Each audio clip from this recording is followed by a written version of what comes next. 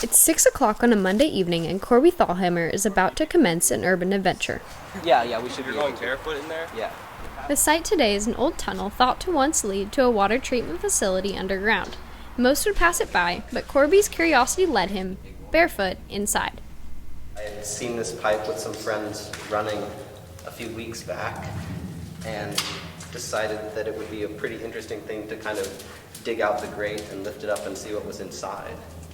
So on a day when we were free, we just decided to do that.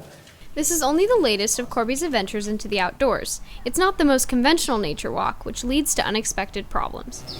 I didn't anticipate the mud or the darkness as well as I could have. Oh my god. It's pitch black. But Korbi has faced much more serious problems when out in the actual wilderness. Just this last summer, Korbi spent a month backpacking through the Sierra Nevadas. As we walked on, we started running out of the food that we had rationed for ourselves, and so we started having to actually fish for our food.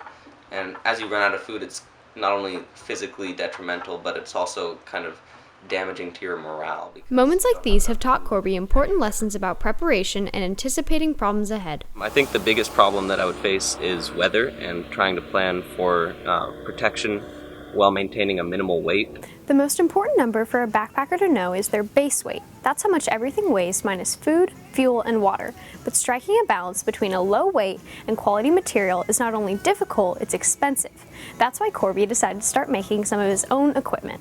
My first sewing class culminated in this pair of pants. And Korbi's ingenuity doesn't stop at clothing. He's even spent time designing a lighter, custom-made tent.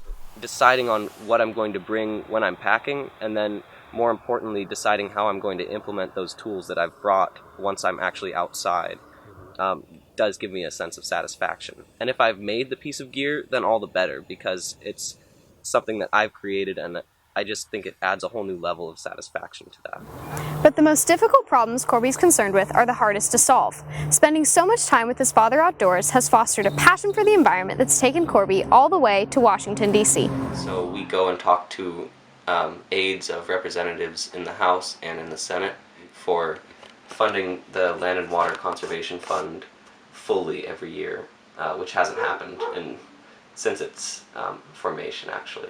And to think this all began with a little curiosity about places no one else thought to explore. Brianna, Pressey, Sacramento.